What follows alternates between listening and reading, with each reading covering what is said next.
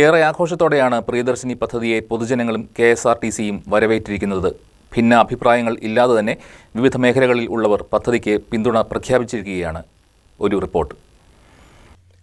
പ്രിയദർശിനി പദ്ധതി കേരളത്തെ സംബന്ധിച്ചിടത്തോളം വനിതാക്ഷേമം എന്ന നിലയിൽ ഒരു കുതിച്ചുചാട്ടം തന്നെയാണ്.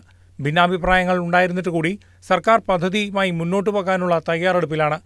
പദ്ധതി സംബന്ധിച്ച വിവിധ മേഖലകളിൽ നിന്നുള്ള പ്രതികരണങ്ങൾ എത്തുന്നുണ്ട്. KSRTC കോതമംഗലം ഡിപ്പോയുടെ അധികൃതർ ഇങ്ങനെ പ്രതികരിക്കുന്നു. ഇവിടെ അങ്ങനെ യൂണിയനുകളുടെ എതിർപ്പൊന്നും ഈ ഒരു സംഭവമായിട്ട് ഇതുവരെ ആരും അങ്ങനെ പരസ്യമായിട്ടുള്ള എതിർപ്പുകളൊന്നും പറഞ്ഞിട്ടൊന്നുമില്ല.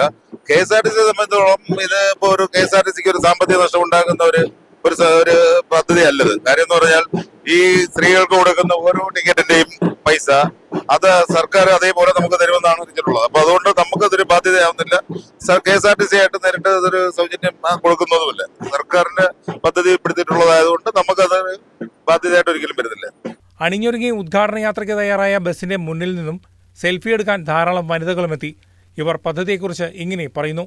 സ്ത്രീകളെ സംബന്ധിച്ചിടത്തോളം വളരെയധികം സന്തോഷമുള്ളൊരു പ്രഖ്യാപനമാണിത്. ഇലക്ഷന്റെ സമയത്താണ് ഇങ്ങനെ ഒരു പ്രഖ്യാപനം വന്നത്. ഇന്ദിരാഗാന്ധിയുടെ 5 പ്രഖ്യാപനങ്ങളിൽ ഗ്യാരണ്ടികളിലൊന്നായിരുന്നു ഇത്. അന്ന് തന്നെ ഞങ്ങൾക്ക് വളരെയേറെ ആശ്വാസവും പ്രത്യാശയും തോന്നിയിരുന്നു. എന്തായാലും അത് പ്രാവർത്തികമാക്കിയതിൽ ഞങ്ങൾക്ക് അങ്ങേയറ്റം സന്തോഷമുണ്ട്.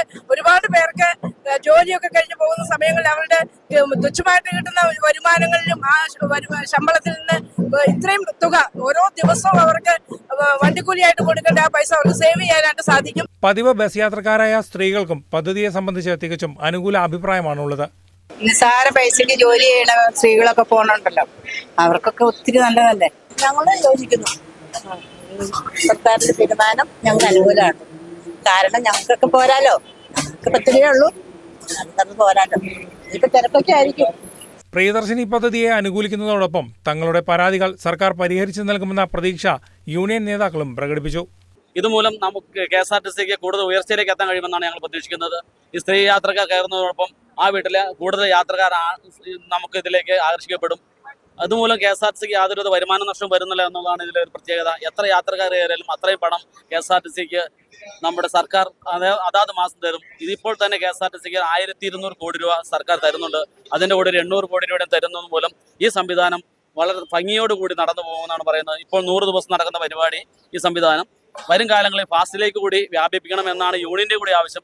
ഏതായാലും തൊഴിലാളി സംഘടനകൾക്ക് ഞങ്ങൾ ഇതിനെ വളരെയേറെ സ്വാഗതം ചെയ്യുന്നു. ഇനി ഞങ്ങളെ കരുതണമെന്ന് കൂടെ ഞങ്ങളെ അഭ്യർത്ഥിക്കുകയാണ്.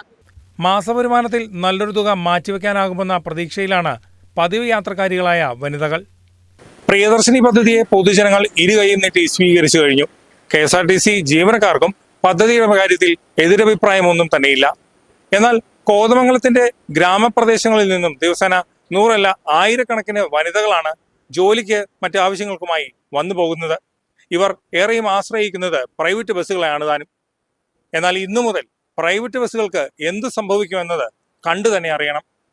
ക്യാമറമാൻ രാഹുൽ കേശവനൊപ്പം മോഹൻ എബ്രഹാം, KCB ന്യൂസ്, കോതമംഗലം.